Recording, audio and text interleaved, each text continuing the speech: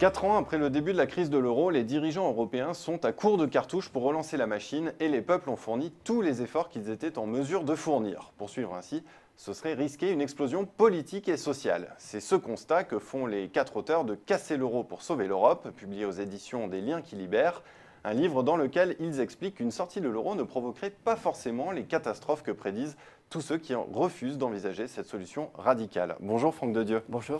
Alors vous êtes rédacteur en chef adjoint à l'Expansion et l'un de ces 4 auteurs avec Benjamin Mastemberger, Béatrice Mathieu et Laura Rem, qui sont tous journalistes. Alors pourquoi selon vous cette sortie de l'euro c'est la solution la plus réaliste pour sortir de l'impasse? Est-ce qu'on n'a pas encore des cartouches, aller vers plus de gouvernance économique, le fédéralisme, on peut penser également à plus d'harmonisation fiscale? Pourquoi est-ce la solution la plus réaliste cette sortie de l'euro? Parce qu'aujourd'hui, pour gagner en compétitivité, dans la mesure où les pays membres de la zone euro ne peuvent pas dévaluer, ils n'ont d'autre choix que de se faire une concurrence fiscale et sociale qui, de degré en degré, je dirais, fait germer un conflit entre les salariés de ces pays et est finalement relativement, même très belligène pour l'Europe. Donc, regardez aujourd'hui, il y a 15 jours, pardon, Mariano Rajoy dit forfait fiscal, forfait social, des charges sociales de 100 € par mois pour tout emploi nouveau créé. D'un seul coup, il ringardise finalement le pacte de responsabilité. Demain, les Italiens, en la personne de Matteo Renzi, feront la même chose. Ils promettent 10% de baisse du coût du travail. À partir du moment où il y a une unité monétaire qui fige les parités, vous ne pouvez pas faire de la dévaluation monétaire, vous faites de la dévaluation fiscale et sociale. Et qui nous conduit tout droit à la déflation. Et on ne peut pas mettre fin à ça politiquement, en renforçant les institutions, Alors, avec plus de gouvernance? Il y a une solution qu'il faut bien sûr appréhender et pas rejeter par principe, c'est la solution du fédéralisme, effectivement. Sauf que le fédéralisme, on le voit bien aujourd'hui, il faut l'admettre, et l'admettre en le regrettant, mais c'est ainsi, il ne progresse pas. Depuis 10 ans, les peuples n'avancent pas sur la voie fédérale.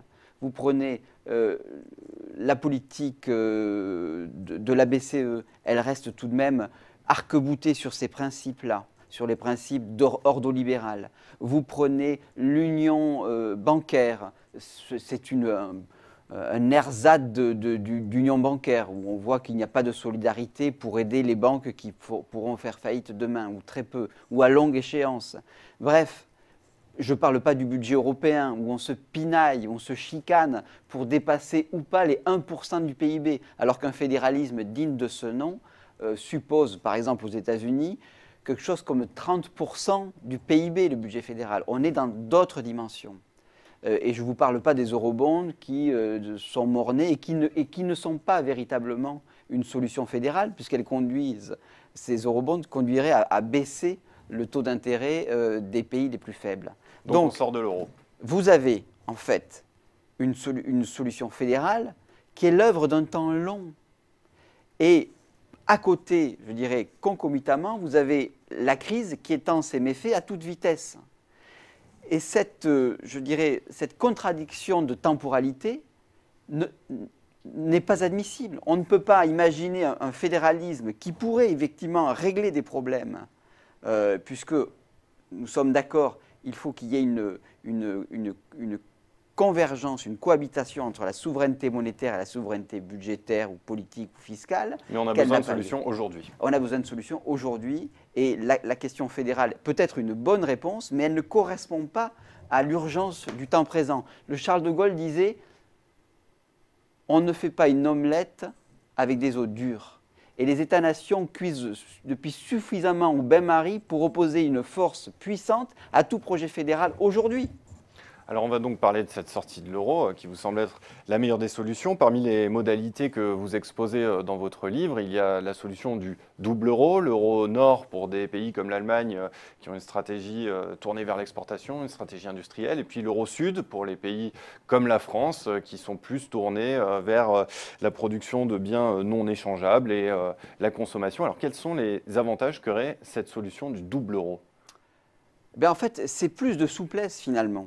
Je dirais que la dévaluation, plutôt que la parité, parce que l'euro consiste finalement à avoir des parités fixes entre des pays qui sont différents. Et plus on avance dans la compétition économique, en particulier entre les pays de la zone euro, et plus cette divergence apparaît dans sa nudité crue. Donc, l'idée, c'est de se dire, eh bien, il y a des pays qui peuvent, pour se donner un peu d'air, pour éviter cette guerre fiscale et sociale, tout simplement faire des dévaluations de manière à ce que leur monnaie, corresponde à leur structure économique. Et c'est une solution qui permettrait à la France de regagner des parts de marché? Alors, effectivement, la France qui est sur du produit haut de gamme, donc moyenne gamme plutôt, pardon, et qui est très dépendante du prix, effectivement, regagnerait des parts de marché. Ça, c'est évident. Tout le monde, tous les économistes sont d'accord pour le dire. Puis on ne peut pas dire, on va faire le pacte de responsabilité pour faire baisser de 4% le coût du travail, et de dire qu'une dévaluation de 25%, elle ne ferait pas baisser, elle ne permettrait pas de gagner en compétitivité. Cet argument-là, il faut quand même le reconnaître, que la monnaie est un levier très très puissant, bien plus puissant que le pacte de responsabilité ou le CICE, qui sont autour entre 4 et 6% de baisse du coût du travail. Donc effectivement, ça donnerait de la souplesse. Mais est-ce que l'Allemagne pourrait l'accepter? Alors, après, c'est la question. Nous, on défend dans le livre la thèse que l'Allemagne ne peut pas rester sur ce statu quo. Et que finalement, dans la mesure où les pays du Sud ne pourront pas, il n'y a pas de croissance, il n'y a pas de résolution du chômage, il y a effectivement une certaine augmentation des exportations, parce que les premiers à avoir baissé le coût du travail sont les Espagnols, mais demain ce sera les Italiens, aussi les Français, et donc finalement on va avoir quelque chose à somme nulle, de sorte qu'il n'y aura pas d'augmentation, de sortie de crise, on va tout droit vers la déflation. Il y a un moment donné où ils ne vont pas pouvoir payer. Et effectivement, on peut imaginer que l'Allemagne consente à accepter une baisse de sa créance de 20%, l'équivalent de la dévaluation, ou de 20 ou de 30%, plutôt que de perdre l'intégralité de sa créance. Ou alors d'être amené à mettre sans arrêt au pot. Parce qu'au bout d'un moment, les Allemands vont arrêter de vouloir mettre au pot. Et on peut aussi accepter le fait que le peuple allemand est souverain, ils ont voté. Angela Merkel, on aime ou on n'aime pas, mais elle a une légitimité démocratique incontestable et elle peut, à bon droit, dire ben, « moi, je refuse de mettre au pot ». Donc effectivement, quand vous avez un moment donné où il va y avoir un véritable blocage de l'Allemagne. Bon. Et donc, cette solution-là est une solution finalement qui n'est pas une solution extrémiste, qui est une solution sage, de dire ben, on résout un problème. Vous abandonnez une partie de vos créances et puis on permet à ces pays-là de relancer la consommation, non d'exporter, et puis un peu de cohésion entre les Européens plutôt que de se faire concurrence sur le plan salarial ou fiscal. Mais dans ce scénario, la France deviendrait en quelque sorte la garante de la rigueur. Elle deviendrait l'Allemagne de l'euro sud. Alors, effectivement, c'est là où c'est la limite de cet euro nord, euro sud, c'est que vous donnez le rôle de père la rigueur à François Hollande, qui jouerait le rôle de Merkel. Qui devrait donner des leçons aux Espagnols et aux Italiens. Voilà. Alors, on pourrait même dire que les Espagnols et les Italiens, au bout d'un moment, finissent par demander, je dirais, de l'aide au pays le plus puissant du Sud, qui serait la France. Bon. Et puis on peut même aussi se demander que la dévaluation de l'euro sud serait suffisante pour les Espagnols et les Italiens qui gagneraient en compétitivité, et les Grecs aussi, mais pas suffisante pour les Français, qui ne seraient pas assez dévalués. Donc c'est pour ça, c'est la raison pour laquelle on a pensé à quelque chose de plus... Enfin, on a pensé sur la base d'études économiques, de production économique, comme des gens comme Gaël Giraud, comme Frédéric Lordon, qui pensent à la monnaie, à l'euro, monnaie commune. Oui, donc un retour au système qui prévalait avant 2002. Non, pas exactement. C'est-à-dire que vous avez des euros nationaux, euro franc, euro lire, euro marque, sous l'égide d'une monnaie commune. Et à la différence du SME, ces monnaies-là ne feraient pas l'objet d'un marché d'échange.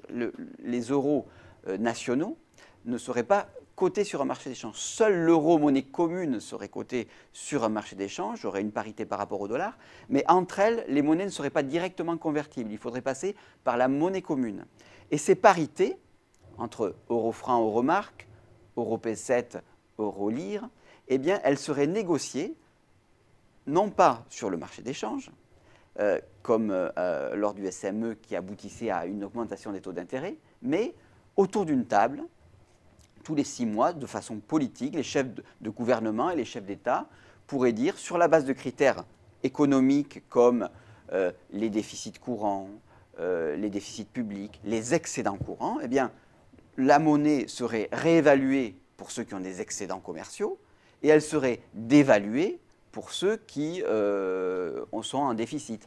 Ou alors, on pourrait imposer des augmentations de salaire. Bref, on aurait des critères de Maastricht aussi, mais qui seraient complétés par des critères, je dirais, plus sociaux, qui seraient, je dirais, moins ordolibérales, et qui aboutirait finalement à une négociation des parités, non pas sur la base du marché d'échange, mais sur la base d'une négociation politique. Et si vous le permettez, les défenseurs de l'euro expliquent que c'est une solution, ce retour en arrière, qui serait coûteuse. La dette s'envolerait. D'abord, ce n'est pas un retour en arrière, c'est quelque chose de nouveau. L'histoire de l'Europe, cette dévaluation provoquerait une augmentation de la dette. Alors, oui. Enfin, attendez. L'histoire, c'est pas la station Châtelet-Léal, vous avez un tapis roulant où ça avance tout droit et le sens de l'histoire, c'est le fédéralisme. C'est pas comme ça. Donc vous avez l'histoire, elle est faite de ruptures. Hein. Gramsci disait il y a crise quand l'ancien monde ne veut pas mourir et le nouveau ne peut pas naître. Eh bien, nous sommes dans cet intermède, dans cet entre-deux, dans ce point de basculement-là. Donc il n'y aura pas un retour en arrière, mais il y aura quelque chose de nouveau. Non, nous, on propose un euro monnaie commune avec une architecture, et voilà, une architecture que l'on décrit, on peut l'amender, enfin tout ça, c'est une discussion ouverte entre honnêtes gens qui sont pro-européens d'ailleurs. Et sur l'envolée de la dette, très rapidement, puisqu'il faut conclure. L'envolée de la dette, il y a deux choses. Il y a les dettes contractées, déjà contractées. Là-dessus, on a interviewé des juristes, on a interviewé des gens des anciens de la Banque de France, des anciens du Trésor. Il y a un principe qui s'appelle le principe de lex monetae. C'est un principe qui date des années 20, qui est une jurisprudence de la Cour internationale de justice de 1929 à propos d'emprunt serbe et qui a été utilisé à plusieurs reprises par Nixon en 1971 et même par Wim Duisenberg en 1999 lors du passage à l'euro. Je vous fais grâce des subtilités juridiques, mais en gros, vous pouvez, sur des dettes de droit français, et en France c'est le cas, nos OAT sont à 95 ou 90% contractés en droit français, vous pouvez changer en cours de route la nomination, la dénomination de votre créance et dire que vous deviez 100 € à votre créancier, ben vous allez devoir 100 € francs selon la même valeur nominale. Donc le rapport de force est en notre faveur. C'est-à-dire que vous n'avez pas une envolée de votre stock de créances. Donc celui à qui on rembourse la dette, il a une perte de pouvoir d'achat qui est liée à la dévaluation de la monnaie, de l'euro-franc par rapport à l'euro. Ça, c'est vrai. Mais il n'a pas de moyens juridiques pour dire « je veux mes anciens euros ». Ça, la lex monetae prend le dessus sur la lex contractus. C'est un principe de droit international qui, véritablement, est très carré là-dessus. Très carré. En revanche, là où vous avez raison, c'est qu'à partir du moment où vous remboursez à votre créancier des dettes qui sont dévalorisées du montant de la dévaluation, effectivement, lorsque demain, je ne dis pas créance passée, je dis créance future, lorsque demain vous avez besoin de financer votre budget, eh bien, effectivement, votre créancier, il est un petit peu échaudé et il exige un taux d'intérêt supérieur. C'est l'augmentation des taux d'intérêt. Là-dessus, il faut quand même être clair. Nous, on a regardé, on a fait nos calculs. Le Trésor, il demande en gros 180 milliards d'euros par an. Bon, 180 milliards d'euros par an, il y a d'abord 73 milliards d'épargne financière qui est dégagée naturellement par les Français. Donc effectivement, on pourra avoir, à la façon des Italiens et bien sûr aussi à la façon des Japonais, un emprunt, je dirais, qui soit souscrit par les Français eux-mêmes grâce à leur épargne. Et puis aussi, pardon de le dire, tout cela va vous paraître peut-être faire émerger de votre mémoire des souvenirs d'écoliers, mais il y a la planche à billets. C'est utilisé par l'ensemble des pays hors de la zone euro.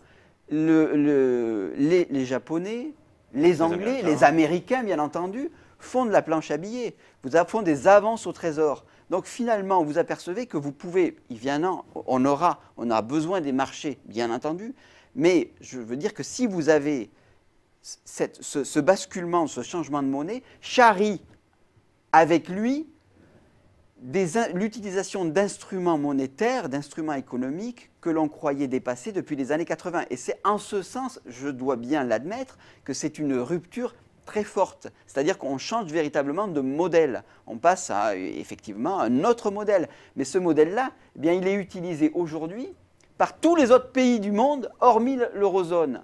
C'est absolument incroyable. Donc il n'y a pas de question de tabou. La planche à billets, dans un monde en déflation, ça existe, on peut l'utiliser. Voilà, on pourrait reprendre en main l'arme monétaire. C'est l'un des arguments en faveur de la sortie de l'euro que vous développez dans ce livre, Casser l'euro pour sauver l'Europe. Franck de Dieu, merci d'être venu sur Xerfi Canal.